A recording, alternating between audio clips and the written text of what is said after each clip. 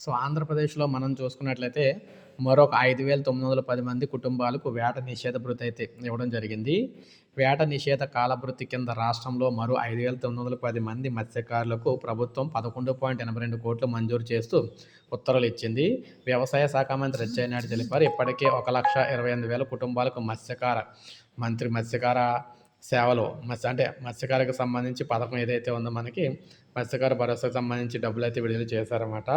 So, తాజాగా విడుదల చేసిన జాబితా కూడా కలిపితే మొత్తంగా 2026, 27 సంవత్సరానికి సంబంధించి 1,34,209 మత్స్యకార కుటుంబాలకు లబ్ధి కలిగిందన్నారు. అధికారంలో ఉన్న 5 ఏళ్లలో మత్స్యకారుల సంక్షేమాన్ని గాలికి వదిలేసిన జగన్ ఇప్పుడు పరామర్శ పేరుతో రాజకీయాలు చేస్తున్నారన్నారు.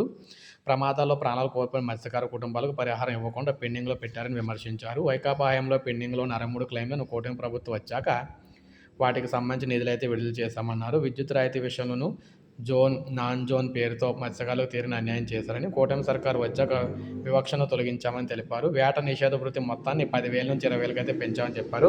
ఇప్పుడు ఈ కుటుంబాలందరికీ కూడా ఈరోజు ఈ 6,000 కుటుంబాలకు 20,000 చొప్పున అయితే విడుదలైతే చేయడం అయితే జరిగిందనమాట. సో, ఇది మనకు అప్డేట్. ఇలాగే సంక్షేమ పథకాలకు సంబంధించి సమగ్ర సమాచారం అందిస్తుంటాను. ఒక లైక్ చేయండి, సబ్స్క్రైబ్ చేసుకోవద్దు, మన ఛానల్ సబ్స్క్రైబ్